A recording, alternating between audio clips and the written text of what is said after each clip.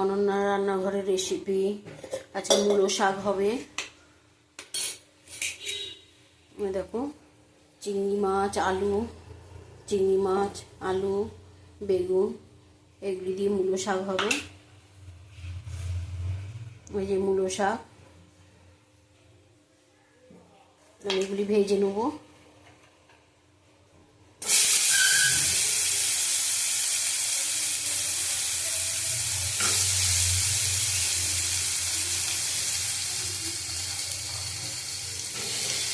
হালকা করে ভেজে নিতে হবে। এগুলি বেগুনটা আলুটা আগে ভেজে নেব। একটা কাঁচা লঙ্কা দিয়ে দিলাম চেরা।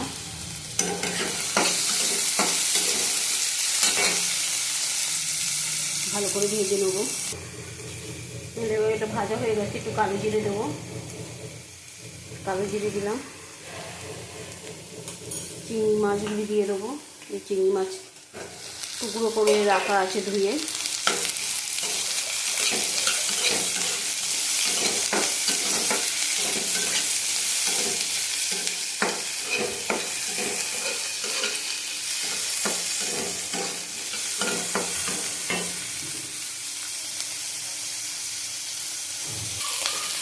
দেখো একটা শুকনো লঙ্কা দিয়ে দিলাম।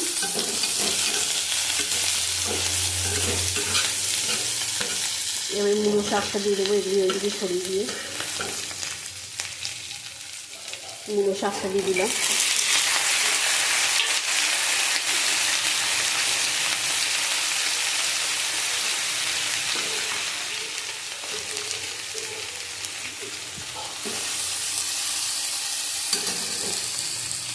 নুন দেবো।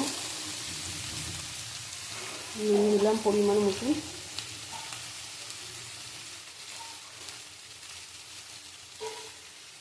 হলুদ দিলাম।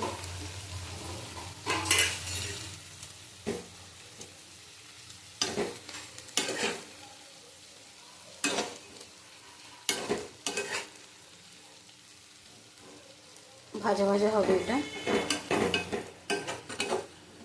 আঁচ কমানো আছে, তাহলে সিদ্ধ হয়ে যাবে।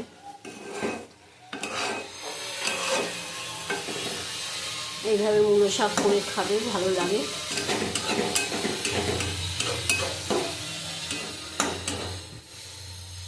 আমি ফোনটা হাতে ধরে ভিডিও করছি।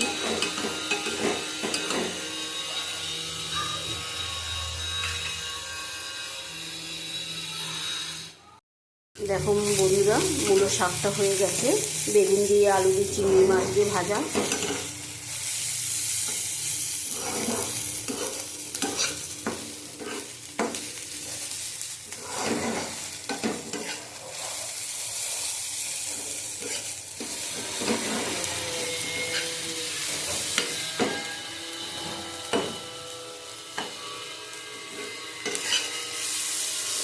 দেখো আমার আলুও গলেনি, বেগুনও গলেনি, সব গোটা গোটাই আছে। এরকম ভাজাটা হবে।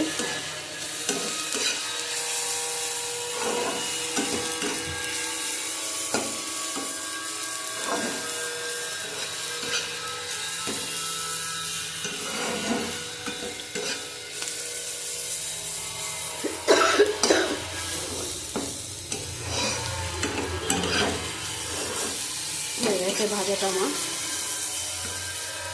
কালো জিরে, শুকনো লঙ্কা, কাঁচা লঙ্কা ফোড়ন দিচ্ছি। নামিয়ে তোমাদের দেখাচ্ছি।